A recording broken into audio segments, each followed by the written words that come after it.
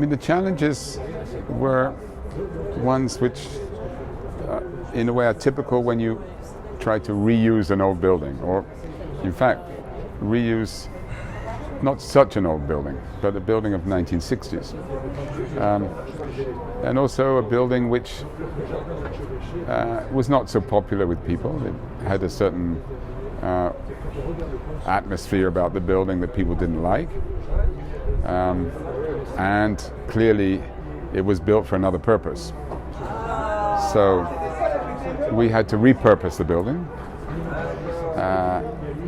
and we had to put it better in the city, if you know what I mean. But at the same time, you want the limits of the building itself. If you want to keep something, you must also understand what the qualities are. So you have to understand the strength and the weaknesses, and operate in a very precise, surgical way, like a doctor, to cut things out and to make solutions.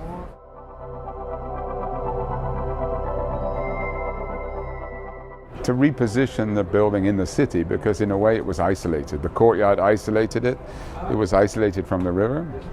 So to integrate the building into the city, we were keen to make a sort of public access through the building. And this meant creating the garden, making the colonnade, and making the approach to the river.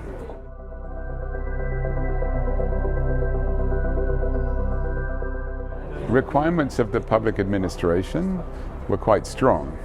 That they wanted, or they encouraged the project because it maintained the building, and they encouraged the project because they wanted diverse program. These are things a little bit against the typical market tendencies.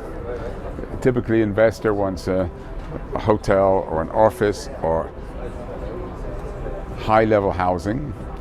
They don't really want a kindergarten, a food market, a youth hostel, social housing. So this aspiration, this requirement came from the city, and encouraged the investors to embrace this problem, which I think was a really important part, because we need this complexity in the city. We can't just have cities made of large blocks of, especially in this area. Yeah.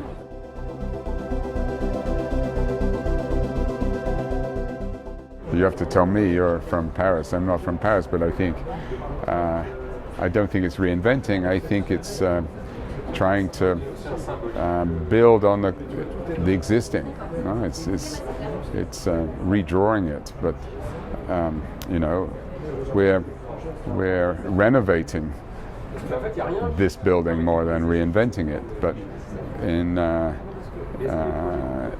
I think that reinventing Paris was more about trying to give Paris back to the people, trying to make Paris more public and more open and more permeable and more diverse. And I think this project addresses that in a very strong way.